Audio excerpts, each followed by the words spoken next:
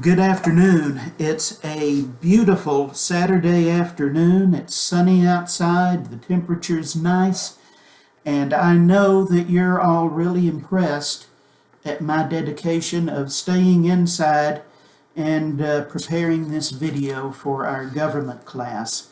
This is another one of these experimental things we're trying to make our remote learning experience as productive as we can. We're going to be talking about the material in Chapter 4 of your textbooks. Chapter 4. I decided to pretty much skip over Chapters 1 and 3 because we don't have a lot of time, and I thought it would be better to get right into this material. So Chapter 4 discusses the events that led up to the writing of the United States Constitution. And we're going to talk about that, and we'll be discussing a few important things that you ought to know about this. A lot of this, if those of you who are in the history class, there's going to be some overlap here with some material we'll talk about in a few weeks. But nonetheless, we're going to go ahead and talk about this. Now, the first thing you need to know about from Chapter 4 is government of the 13 original English colonies that made up the United States at its beginning. Now, the number one fact you need to know about those colonies and their government and their laws is that they were English colonies, and their laws were English. Each of the colonies had what was called a charter, colonial charters, and you have those of you in the history class had an opportunity to read the charter of the Massachusetts Bay Company, which was the colonial charter for Massachusetts. And that was sort of a set of bylaws or regulations that said how each particular colony was going to be run.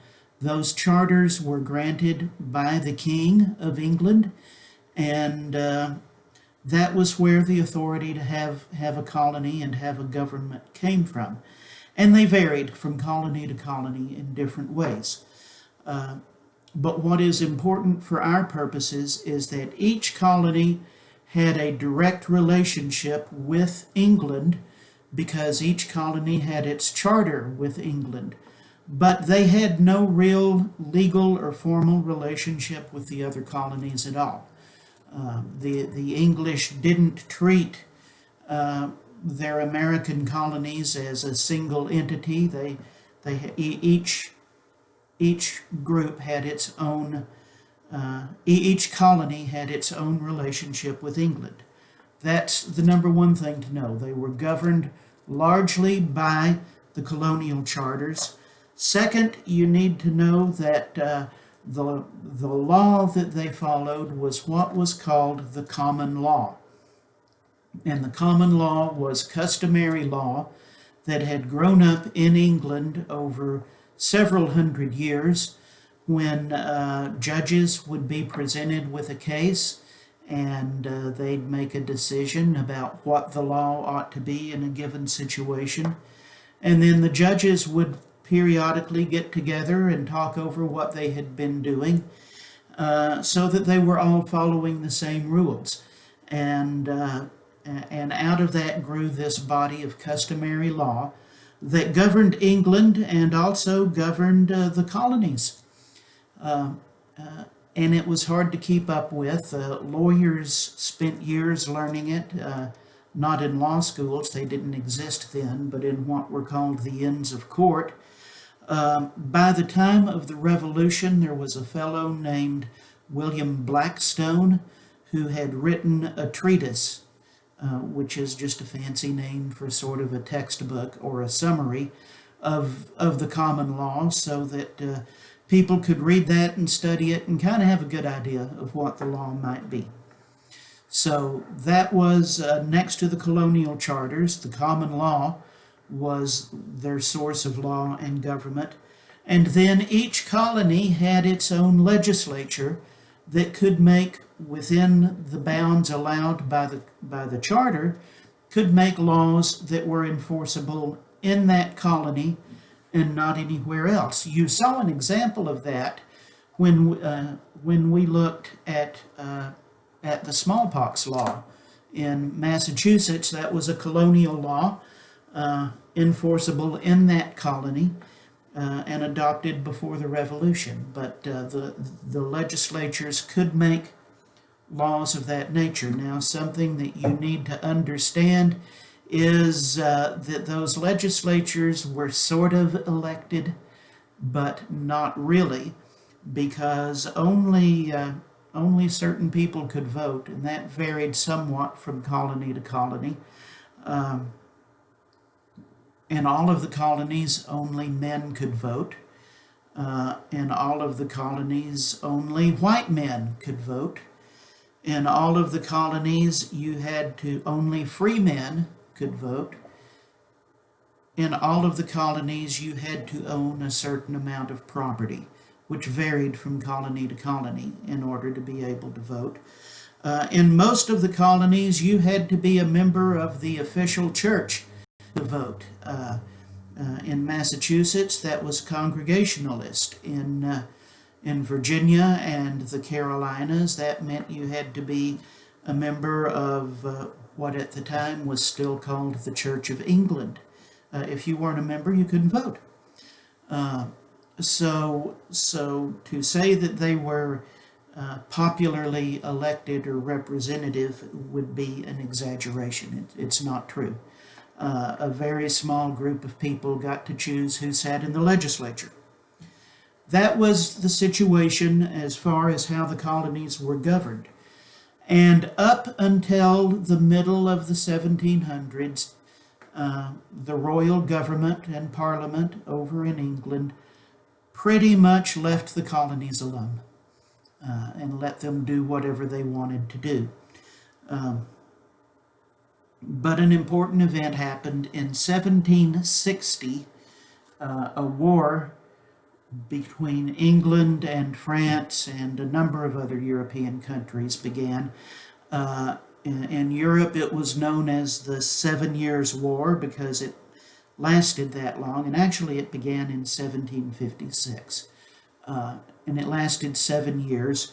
In about 1760, that war spilled over to North America, and warfare between the English colonies and the French in Canada broke out. The French were supported by Indian allies, and in American history, that's known as the French and Indian War.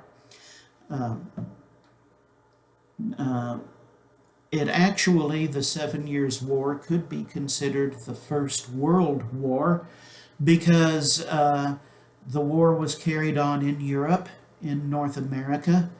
There was warfare in the Caribbean on some of the islands there, and there was warfare in India between French and British colonies in India. So, as well as naval battles in all of the oceans. So there was warfare around the world. And wars are expensive. They just are. They cost a lot of money. And so the English government, the king and the parliament, needed money. And they had to cast around to get it. And so they looked over and they saw that the American colonies were there and might produce some revenue. And so they began to adopt and try to enforce a lot of different taxes in the American colonies. And that was unpopular. Nobody ever likes to pay their taxes. And over a period of years, that led to a lot of bad feeling that eventually resulted in the American Revolution and the 13 colonies joining together and declaring independence. But now, here's what happened there when you think about it. Each of 13 colonies had its own relationship with England.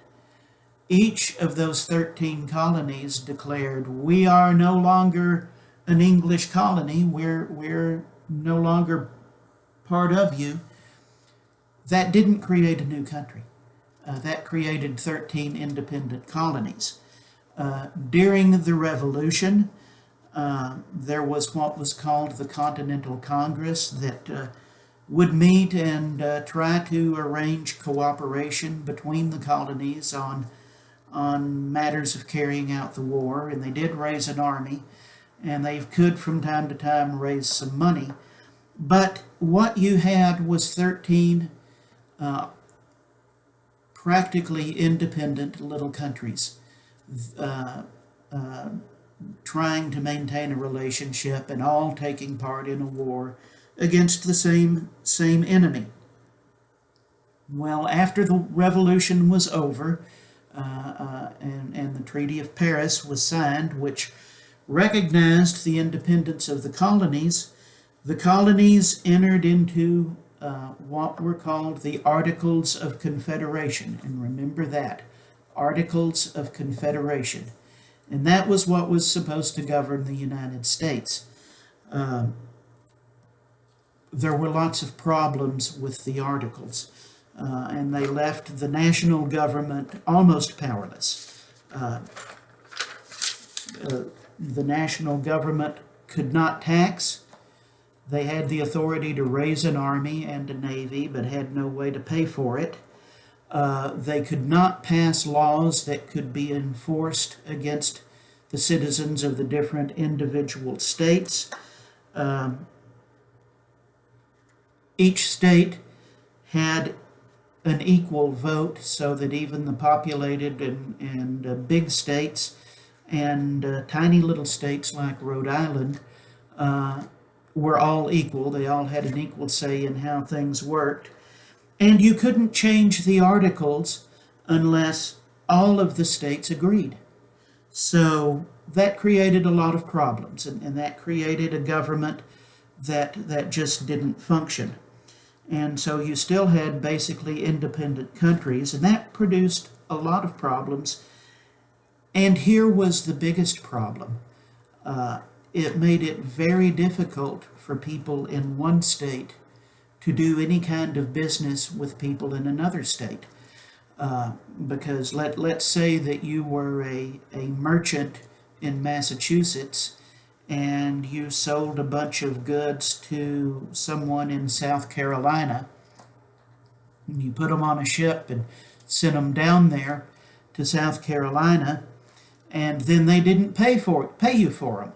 Well, you would sue your customer. You had a bill or a note or something, and you'd go to court in Massachusetts and sue them, and you'd get a judgment that said Mr. South Carolina owes me $5,000.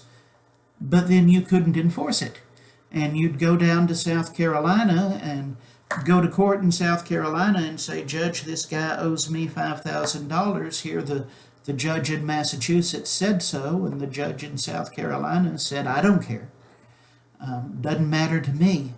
So that created real problems with people being able to conduct business back and forth between the different states. And there were other problems, problems with regulating navigation and commerce. And so, as a result of all of that, after just a few years, people were really dissatisfied with the Articles of Confederation. And as you can imagine, the people who were really dissatisfied were the ones who had money and had some way to do something about it. And so they called a meeting called the Constitutional Convention, and we'll talk more about that later. But these are the events you need to know about right now as to roughly why people, and particularly the people whose opinion mattered, were dissatisfied with the Articles of Confederation. I promised I'd keep these lectures short, and so I'm stopping now. I'll see you in class on Tuesday. Have a good weekend.